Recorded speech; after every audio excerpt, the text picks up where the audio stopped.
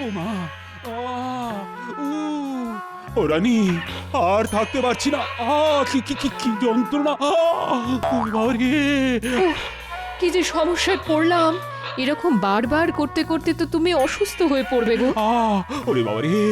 এই নিয়ে নবার হয়ে গেল। আর পারছি না। না না না না না, পেটের মধ্যে ভুটভাট শুরু হয়ে গেছে। ও, আবার আবার যেতে হবে।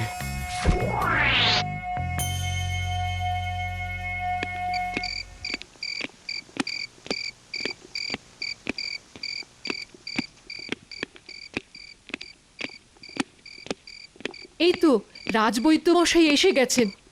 বলুন রানীমা, এ মহারাজ কোথায়? মহারাজ তো বাইরে রাজবৈদ্য মশাই। এই তো মহারাজ এসে গেছেন। আর রাজবৈদ্য, ও কি যে হলো সেই দুপুরে খাওয়ার পর থেকে, কে জানে। ও বাবা রে! আপনি বিছানায় শুয়ে পড়ুন মহারাজ।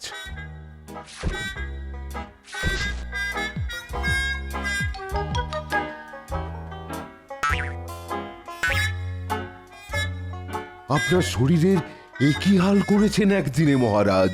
কি আর করবেন বলুন, এই নিয়ে 17 বার হয়ে গেল।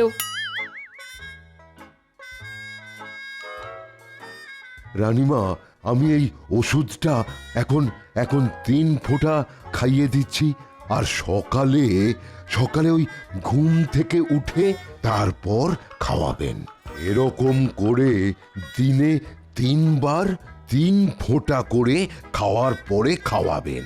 আচ্ছা ঠিক আছে। মহারাজ, মহারাজ একটু হাঁ করুন তো। হ্যাঁ হ্যাঁ হ্যাঁ হ্যাঁ, হ্যাঁ হ্যাঁ। আর রানীমা, হ্যাঁ বলুন। মহারাজকে এখন শুধু ওই নুন চিনির জল খাওয়াবেন, আর কালকে থেকে শুধু ভাতের সাথে ওই কাঁচকলা আর থানকুনির ঝোল খাওয়াবেন। ব্যাস, তাহলেই হবে। আচ্ছা ঠিক আছে।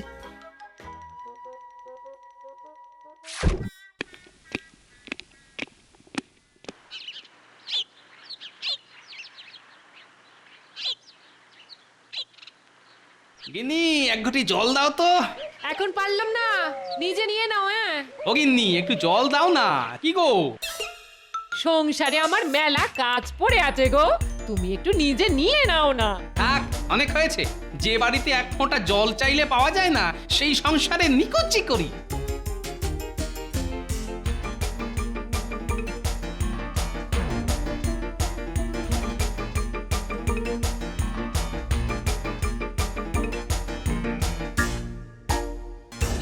কি গোপাল, কোথায় চললে গো? যেদিকে 2 চোখ যায়। কেন গোপাল, সকাল সকাল আবার মাথা গরম কেন তোমার? হ্যাঁ, বাড়িতে অশান্তি নাকি? সে আর বলতে, যে সংসারে জল চাইলে পাওয়া যায় না, সেই সংসারে থেকে আর কি লাভ বলো? তাই চলে যাচ্ছি। ধুর, এসব তোমার ওই অভিমানের কথা। বাদ দাও তো, বাদ দাও। তুমি কি জানো যে মহারাজ গতকাল থেকে অসুস্থ? কই না তো। কেন, কি হয়েছে মহারাজের? আর বলো না, কালকে দুপুরে ওই মধ্যাহ্ন ভোজনের পর থেকেই মহারাজের পেটের ব্যামো শুরু হয়েছে। আমাকে তো ওই রাজপ্রহরে ওই মাঝরাতে ডাকতে এসেছিল। আমি গিয়ে দেখে এলাম, আর কিছু ওষুধও দিয়ে এলাম। ও, তাহলে একবার যাই। আমি বরং মহারাজকে দেখেই আসি। হ্যাঁ হ্যাঁ হ্যাঁ, এসো এসো এসো। আমিও কিছুক্ষণ পর আসছি ওই মহারাজকে দেখতে। এখন এখন একটু ওই বাজারের দিকে যাব। আচ্ছা আচ্ছা, ঠিক আছে।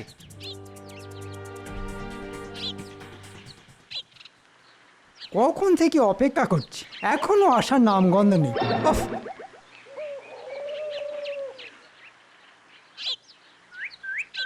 বলুন মন্ত্রী মশাই, আপনি আমায় ডেকে পাঠিয়েছেন? হ্যাঁ শোনো, তোমায় কদিনের জন্যে এই রাজ্য থেকে গা ঢাকা দিতে হবে। কেন মন্ত্রী মশাই? আমার পরিকল্পনা একদম মোক্ষম কাজ করেছে, তাই তোমাকে আগে থেকেই বুঝে শুনে এই সুযোগে কেটে পড়তে হবে। নইলে কোনোভাবে মহারাজ যদি জানতে পারে যে কালকে দুপুরের খাবারে আমার কথা শুনে জোলাপ মিশিয়ে দিয়েছিলে, তাহলে আমারও গরদান যাবে আর তোমারও, আর পালাবার কোনো পথ পাওয়া যাবে না, বুঝলে? হুম, সেই জন্যে ওই আগে ভাগে আমাকে এখনই পালাতে হবে তাই তো? হ্যাঁ, আজকেই কোনো ছুতোয় রানীমার কাছ থেকে ছুটি নিয়ে কেটে পড়ো। বাবা, সকাল সকাল মন্ত্রী মশাই পাচকের সাথে কি এত সলা পরামর্শ করছে কে জানে। শুনি তো কি কথা হচ্ছে।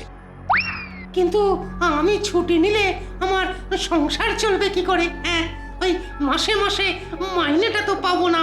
আমি আছি তো, একবার আমায় রাজা হতে দাও, তারপর দেখবে আমি তোমায় এই মহারাজের দ্বিগুণ মাইনে দেব। ঠিক আছে মন্ত্রী মশাই, আর আমার ওই মহারাজের খাবারে ওই জোলাপ মেশানোর জন্য বকশিসটা। এই নাও বকশিস, 50টা মোহর। এই দিয়েই তোমার সংসার আপাতত চলে যাবে, কোনো সমস্যা হবে না। প্রণাম মন্ত্রী মশাই, আজ তাহলে আসি। হ্যাঁ, এসো। আমিও এই সুযোগে বেশ কিছু কামিয়ে নিই। হ্যাঁ,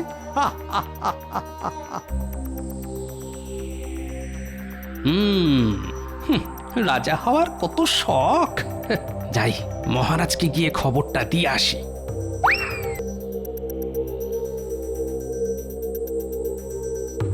আসতে পারি রানীমা? হ্যাঁ গোপাল, এসো।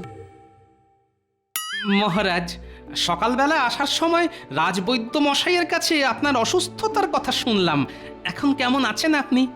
আর আছি ও বাবা, বৈদ্যমশাইয়ের ওষুধে তো কোনো কাজই হচ্ছে না। ও বাবার ব্যথা করছে, আর পাচ্ছি না বাবা। আর বলো না গোপাল, কালকে দুপুরে খাওয়ার পর কি যে হলো কে জানে। রানীমা, আমি বলি কি একবার পাচককে ডেকে পাঠান, সেই ভালো বলতে পারবে। প্রণাম রানীমা। বাবা, এ তো মেঘ না চাইতেই জল। কি কিছু বলবে? হ্যাঁ রানীমা, আমার কিছুদিনের জন্য ওই ছুটি চাই।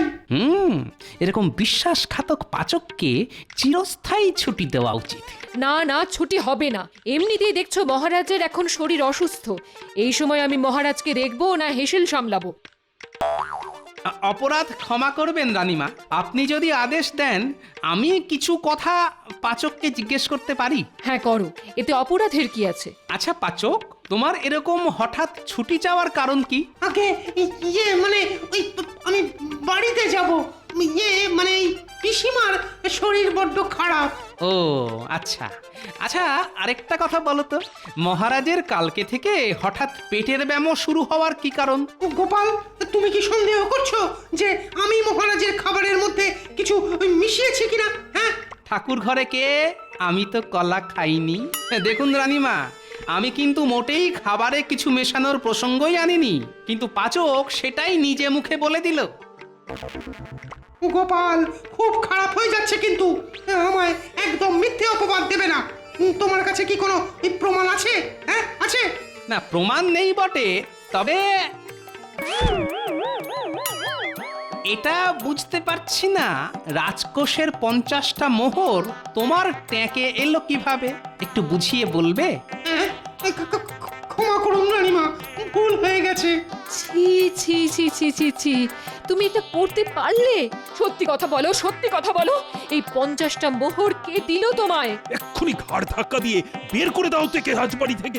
রানীমা, ওই মন্ত্রী মশাই আমাকে ওই মোহরের লোভ দেখিয়ে মহারাজের খাবারে জোলাপ মেশাতে বলেছিল। আমাকে আমাকে ক্ষমা করে দিন রানীমা। ও মা, যাও এখন রান্নাঘরে গিয়ে মহারাজের জন্য কাঁচকলা আর থানকুনি পাতার ঝোল বানাও, আর তোমার 3 মাসের মাইনে কাটা যাবে এই জঘন্য কাজের জন্য।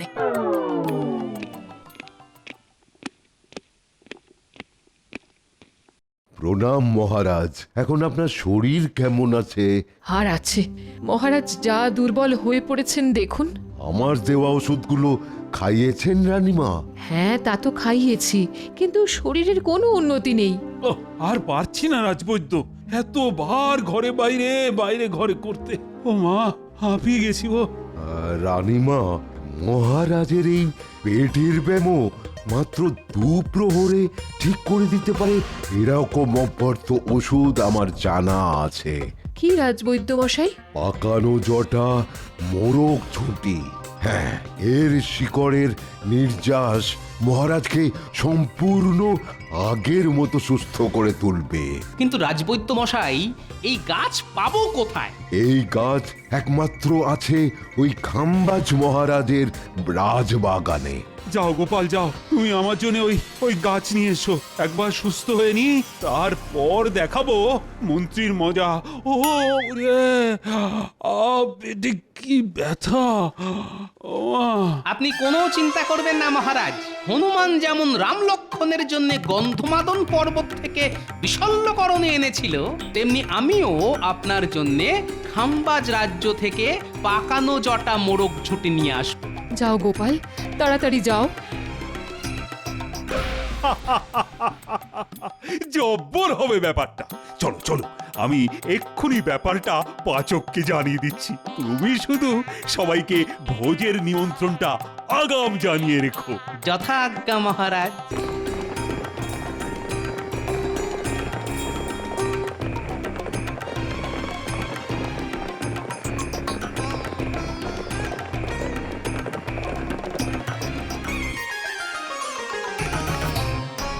প্রণাম খাম্বাজ রাজ। আহা, কি সৌভাগ্য!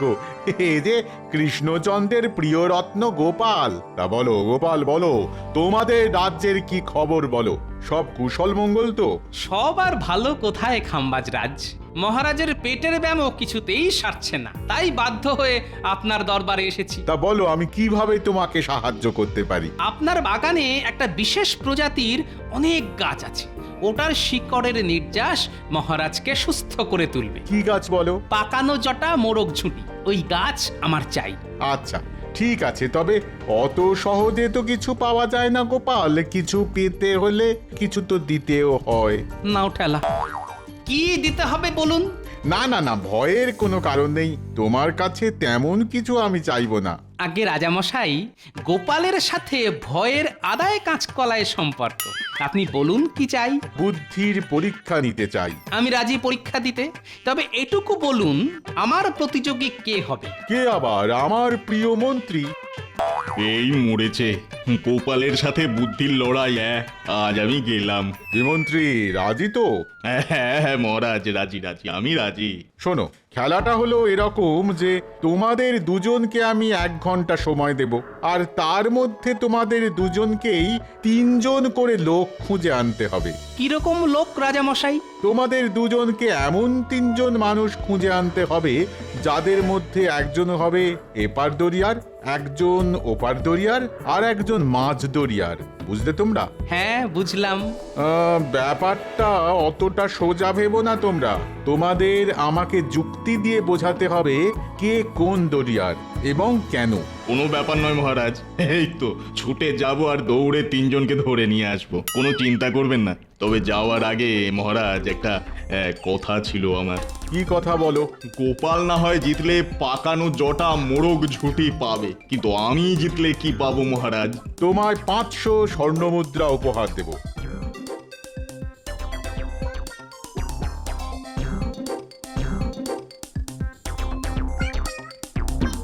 ওহ, ওদিকে কৃষ্ণনগরে মহারাজের ব্যামো কমছে না, আর মহারাজকে সুস্থ করতে হলে আমাকে ওই গাছ নিয়ে যেতেই হবে, আর তার জন্যে এই বুদ্ধির লড়াই জিততে হবে। না, একটু মাথা শান্ত করে ভাবি। পেয়ে গেছি।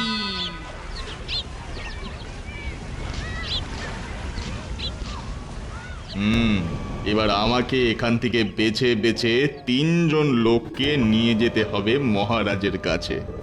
আজ গোপালের হার নিশ্চিত।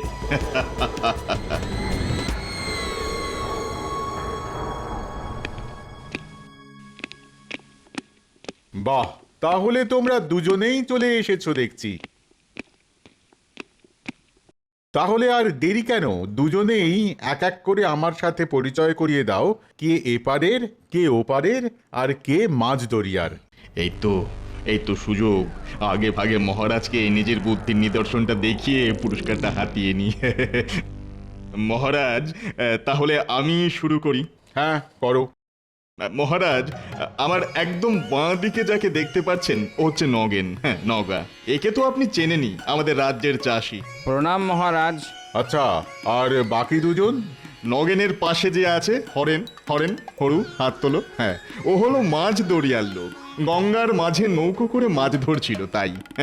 আর একদম ওই ধারে দেখছেন উনি হলেন নদীর ও পারের লোক, হ্যাঁ আমাদের রাজ্যে ব্যবসার কাজে এই পারে এসেছেন।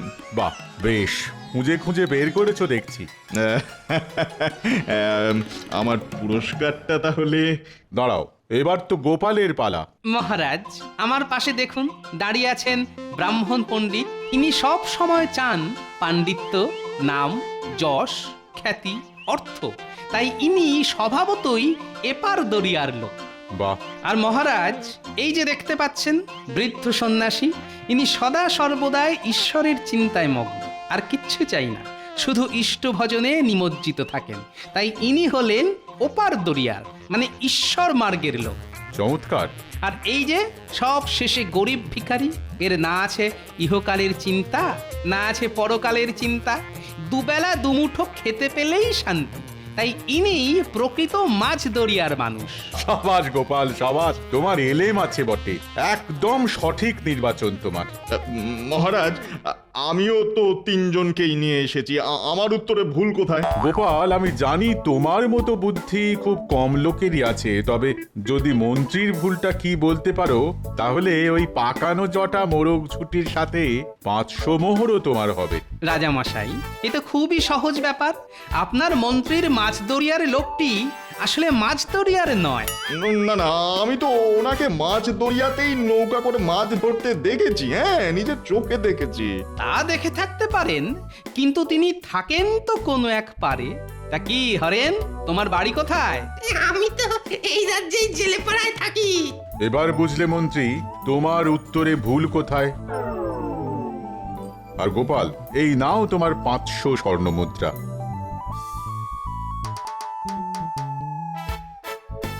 ধন্যবাদ রাজামশাই। আর আমার পাকানো জটা মোরগ ঝুঁটি? মন্ত্রী, তুমি গোপালকে বাগান থেকে একটা ওই গাছ এনে দাও এক্ষুনি। যথাজ্ঞা মহারাজ। জব্বর হবে ব্যাপারটা। চলো চলো, আমি এক্ষুনি ব্যাপারটা পাচককে জানিয়ে দিচ্ছি। তুমি শুধু সবাইকে ভোজের নিমন্ত্রণটা আগাম জানিয়ে রেখো। যথা আজ্ঞা মহারাজ।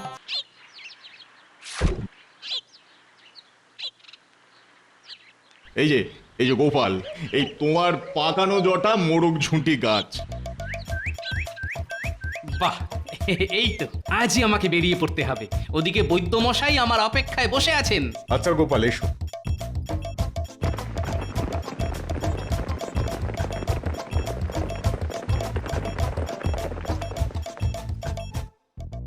রানীমা, নিয়ে এসেছি। এই যে রানীমা। এই তো গোপাল চলে এসেছে। এবার মহারাজ সুস্থ হয়ে উঠবেন। বৈদ্যমশাই, দেখুন তো এই গাছের কথাই আপনি বলেছিলেন কিনা? মোক্ষম গাছ এনেছো, আর মাত্র দ্রুপ্রহরের অপেক্ষা, তারপরেই মহারাজ সুস্থ হয়ে উঠবে। আমি চটপট এটার শিকড় বেটে ফেলি। এখন তাহলে আমি আসি রানীমা। হ্যাঁ গোপাল, এসো। কি গিন্নি, কেমন আছো? কি গো, রাগ হয়েছে? হ্যাঁ, এদিকে দেখো কি এনেছি তোমার জন্যে। না না না না, আমার দেখার দরকার নেই। আরে একবার দেখোই না।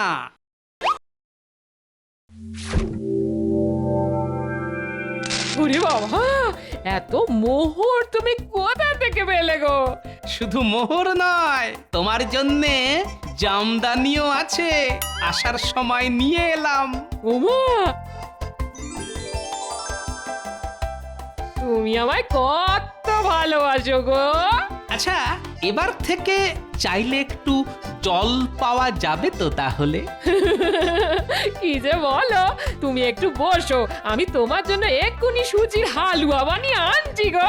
এই বসো বসো বসো।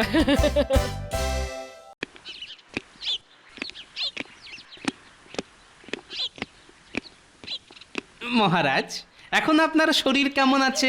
তোমার এনে দেওয়া ওষুধ অব্যর্থ কাজ করেছে। দেখো, এখন আমি পুরোপুরি সুস্থ, কিন্তু ওই মন্ত্রী বেটাকে আমি ছাড়বো না। ঠিক মহারাজ, ওই মন্ত্রী মশাইয়ের দুঃসাহস বেড়েই চলেছে। ঠিক বলেছ গোপাল, এমন কিছু করতে হবে যাতে মন্ত্রীও হাড়ে হাড়ে বুঝতে পারে পেটের রোগের কি জ্বালা। আমি বলি কি মহারাজ, আপনার শারীরিক সুস্থতা ফিরে পাওয়ার জন্য একটা ভোজের আয়োজন করুন। সেখানে সকল রাজসভাসদ উপস্থিত থাকবে। পাচককে বলে মন্ত্রীর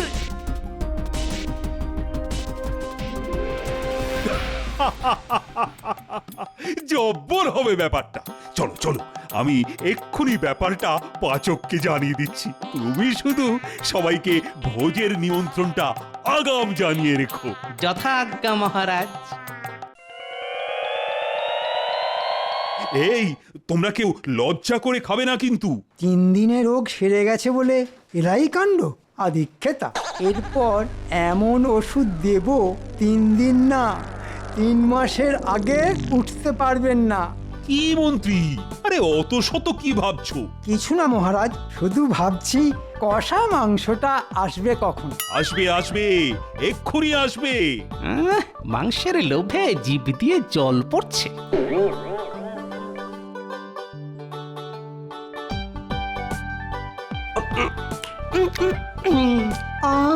পূর্ণ তৃপ্তি। ওরে বাবা রে, জিভটা চলে গেল রে। উফ, কি ঝাল! উফ, আহ আহ কি ঝাল! কি মন্ত্রী মশাই, মাংস তো আপনারই শুধু ঝাল লাগছে? এইটুকু ঝাল বাচ্চারাও সহ্য করতে পারে। না, সবার সামনে ঝাল লেগেছে এটা বোঝানো যাবে না। না না, ওই একটু একটু আধটু লঙ্কা পড়েছিল, তাই আর কি। তাহলে থেমে আছেন কেন? হাত চালান, মুখ চালান। জল জল, এত ঝাল কি আর খাওয়া যায়? ও কষা মাংসে কামড় দিয়ে মন্ত্রীর লেগেছে ঝাল, কান দিয়ে বেরোচ্ছে ধোঁয়া, চোখ হয়েছে লাল।